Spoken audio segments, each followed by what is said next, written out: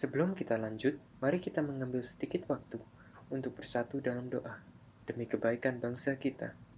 Dalam nama Bapa dan Putra dan Roh Kudus. Amin. Ya Tuhan, kami bersyukur atas kesempatan yang telah Kau berikan leluhur kami untuk bisa menetap dan menjalani kehidupan di tanah ini. Kami bersyukur atas berkat-Mu hingga kami dapat hadir di sini dengan keadaan sehat dan terlindungi dari bahaya kebencian yang kami tahu masih terjadi dalam beberapa tempat di dunia ini. Bapa, kami menyadari bahwa persatuan dalam bangsa ini merupakan pedoman utama, dan oleh karena itu kami ingin memohon dalam nama Yesus Kristus Putra-Mu untuk mendekatkan hubungan antara etnis dan suku dalam bangsa ini, agar ke depan kami kelak menjadi bangsa yang lebih toleran, maju, dan mencintai. Ya Bapa, doa yang kurang sempurna ini kami satukan dengan doa Salam Maria. Salam Maria, penuh rahmat, Tuhan sertamu. Terpujilah engkau di antara wanita dan terpujilah buah tubuhmu Yesus. Santa Maria, Bunda Allah, doakanlah kami yang berdosa ini, sekarang dan waktu kami mati. Santa Maria, doakanlah kami. Santa Teresia, doakanlah kami. Santa Angela, doakanlah kami. Santa Ursula, doakanlah kami. Santa dan Santo pelindung kami masing-masing, doakanlah kami. Amin. Dalam nama Bapa dan Putra dan Roh Kudus. Amin. Ya, terlahir di lingkungan yang terlindungi. Aku sendiri kurang mengerti konteks dari diskriminasi yang terjadi di Indonesia sejak lama ini. Di saat yang sama, teman-temanku juga merasakan demikian. Kami berpikir untuk menjadikan proyek ini proyek pribadi, menggali lebih lama dalam para leluhur kami dan sejarah Indonesia dari mana ini terjadi semua. Itu udah sampai. Kau udah bawa barang masing-masing kan? Sumpah, kayaknya ketinggalan deh. Bentar, coba baca. Oh, ini ada. Aku dan temanku semua punya satu kesamaan. Kita sama-sama berasal dari leluhur yang beretnis Tionghoa. Kita sering mendengar orang lain itu berkata kalau mereka yang beretnis Tionghoa itu kurang dipandang baik dengan masyarakat lokal di sini. Bapakku sering cerita mengenai betapa mengesankan kejadian di tahun 98 bagi mereka. Katanya pas kejadian itu rumah-rumah dijarah, mobil banyak juga yang dibakar. Orang pada teriak, bakar Cina, bunuh Cina, jarah. Mereka menargetkan bisnis-bisnis seperti toko dan rumah makan untuk dirampok habis-habisan. Kalau miliknya Tionghoa pasti kena. Bahkan di jalanan kamu bisa dikeroyok kalau sembarangan pergi. Aku ingat sama cerita ketika bapakku masih seumuran dan tiap sudut kamar rumahnya mereka simpen tongkat untuk senjata. Tapi itu bukan pertama kalinya etnis Tionghoa harus menjadi kambing hitam. Aku juga pernah teringat diceritakan insiden Kali Angke. Pada masa dulu zaman Belanda masih berkuasa, pada waktu itu Batavia menjadi saksi kekerasan kaum Tionghoa. Pemecatan massal karena produksi yang buruk membawa pengangguran dan kriminalitas yang tinggi. Karena itu warga-warga Tionghoa yang banyak menjadi korban pemecatan tersebut juga diasingkan oleh Gubernur Jenderal pada waktu itu.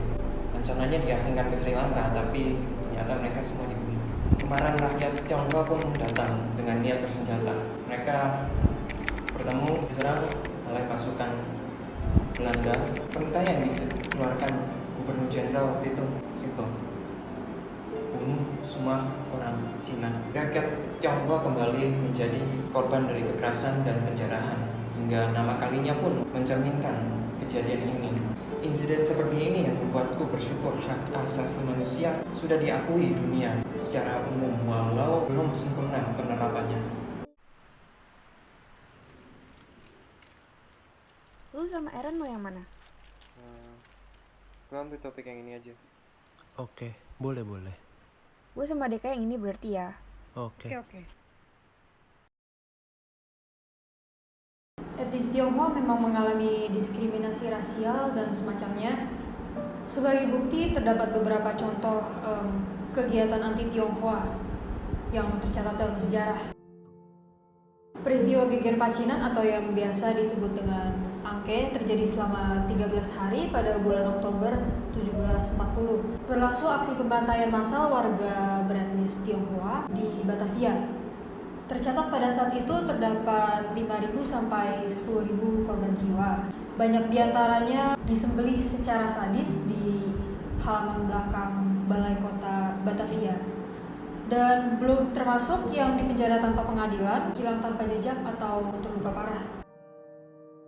Pembantaian di tepi Sungai Bengawan Solo pada tanggal 23 September 1825, di mana Raden Ayu Yudakusuma memimpin pasukan berkuda, membantai setiap peranakan Cina yang mereka temui hingga seluruh anggota masyarakat etnis Tionghoa di Ngawi habis. Lalu ada kerusuhan di Solo pada 1912 dan kerusuhan di Kudus pada 1918. Pada 1945, tahun di mana Indonesia memproklamasikan kemerdekaannya, kaum Tionghoa juga ikut ambil bagian. Namun tragedi dilanjutkan kembali pada masa revolusi. Tragedi Cina Benteng di Tangerang dari Mei sampai Juli 1946, Bagansi Api-Api September 1946, dan Palembang pada Januari 1947. Tragedi berlanjut pada 1965 karena Cina sebagai anggota negara komunis besar dianggap berperan dalam peristiwa G30 PKI dan dianggap komunis atau mata-mata Tiongkok dan sebagai cukong atau pemerasata rakyat. PGRS atau Paraku, pada saat itu terjadi pembantaian 30.000 orang etnis Tionghoa di Kalimantan Barat pada 1967. Disebutkan setidaknya 27.000 orang mati dibunuh. Di antara kaum pemuda yang siap mendukung, sekelompok pemuda datang untuk membawa kedua tokoh proklamasi, Soekarno, Hatta, menjauhi dari wilayah Indonesia yang di bawah Jepang, yaitu Jakarta. Mereka membawa kedua tokoh tersebut ke Rengas Dengklok. Pemilik rumah tersebut adalah seorang petani Tionghoa bernama Jiao Qi Xiong yang juga merupakan anggota PETA. Selain itu, terdapat juga redaksi harian yang bernama Simpo. Koran ini dioperasikan oleh kalangan muda Tionghoa dan koran ini berkontribusi banyak dalam menyebarkan kabar gembira tentang proklamasi. Selain itu, mereka juga menggunakan beberapa, bisa dibilang mereka pelopor dari beberapa istilah pro kemerdekaan seperti menghilangkan kata inlander serta menggantikan Nederland Indi dengan Indonesia. Grace, 你会看中文吗？我会读中文。为什么？ Lah, kok ini jadi ngomong Mandarin semua sih? 我不知道。我发现一路单学写作学中文。啊，好吧，给我。 Dan itu memiliki makna tersendiri bagi Indonesia. Tahun di mana proklamasi kemerdekaan disiarkan ke seluruh negara. Proklamasi kami, bangsa Indonesia. Dari zaman kolonial, pendidikan sudah membuktikan diri sebagai senjata ampuh terhadap penjajahan. Dari organisasi terpelajar seperti Budi Utomo, bangsa kita dapat menempuh jalan tertulis dalam alinea pembukaan UUD. Proklamasi memang membuat pintu untuk bangsa kita mencerdaskan rakyatnya tanpa batas menurut syarat. Bersama dengan cita-cita itu, dengan adanya proklamasi, kita juga diberi kesempatan untuk mengembangkan kecerdasan dan nilai budaya yang tinggi. Tanpa dibatasi pihak penjajah, budaya Indonesia dapat berkembang dan masyarakat lebih peka terhadap budaya luar dengan kemampuan untuk menyaringnya. Secara ekonomis, jelas proklamasi membuka pintu bagi bangsa untuk mengelola kekayaannya sendiri. Usaha yang dibuat tidak akan lagi membangkit ekonomi negara penguasa, tetapi difokuskan terhadap kesejahteraan rakyat itu sendiri. Cita-cita yang ingin diwujudkan oleh para leluhur kita dalam bentuk bangsa Indonesia tidak akan terjadi tanpa perubahan masif dalam pemerintahan. Maka, melalui proklamasi rakyat Indonesia dapat menunjukkan kepada komunitas internasional bahwa ada suatu inspirasi untuk bersatu dan merdeka.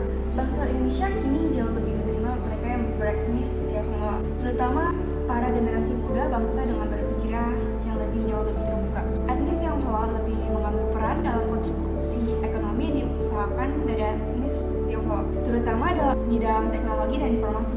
Juga muncul tokoh-tokoh politis yang beretnis Tionghoa. Ya baiklah kalau generasi muda lebih toleran. Dengan kerjasama untuk mengintegrasi dan melibatkan etnis Tionghoa dan etnis lainnya, kita sebagai bangsa lebih mampu untuk bertahan melawan tantangan yang akan datang seperti pandemi masa kini. Tetapi sebaliknya, intoleransi yang tetap dibiarkan merajalela akan menjadi tantangan tersendiri bagi bangsa ini yang mampu memecah belah persatuannya. Proklamasi juga bermakna bagi mereka yang beretnis Tionghoa pada masa itu, karena pada 11 Juli 1945, Lincoln yang mengusulkan warga Tionghoa otomatis menjadi warga negara Indonesia. Setelah kemerdekaan, muncul istilah Indonesia asli, termuat dalam pasal 26 UUD 1945, disahkan dalam panitia persiapan kemerdekaan Indonesia pada 18 Agustus 1945. Orang-orang bangsa lain, termasuk Tionghoa, bisa menjadi warga negara Indonesia melalui proses hukum yang akan diatur dalam UU. Sayangnya, stigma terhadap masyarakat Tionghoa cukup dalam dan sulit untuk diluruskan. Dari zaman dulu, terdapat opini buruk yang mengikuti etnis Tionghoa. Bahkan di dunia modern ini masih ditemukan stigma buruk yang bersifat umum dalam suatu penelitian.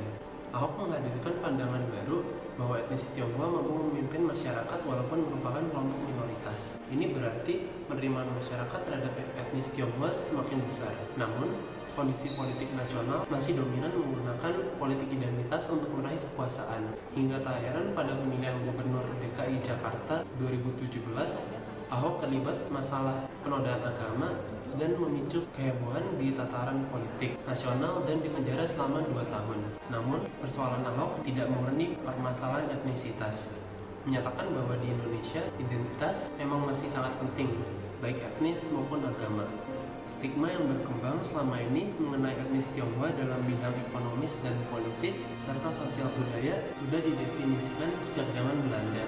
Penggolongan etnis timur seperti Tionghoa ke dalam kelas menengah atau kelas atas dalam kasus khusus membentuk reputasi etnis Tionghoa sebagai salah satu dari penjajah, walaupun mereka juga sama-sama tertindas oleh Belanda.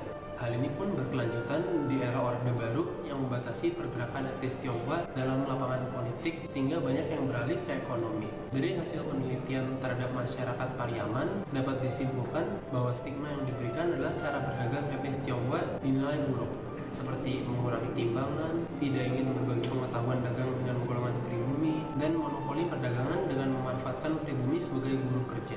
Namun, pandangan generasi muda, seperti yang sudah dijelaskan, lebih terbuka, termasuk perubahan besar dan ke arah yang benar.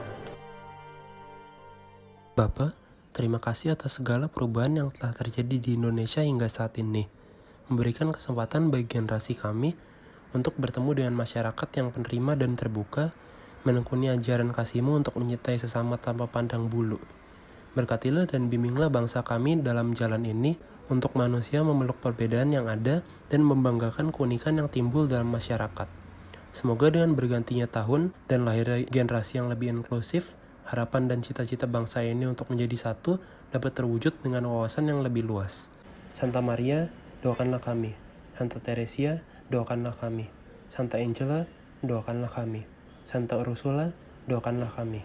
Satu Santa pelindung kami masing-masing, doakanlah kami. Amin.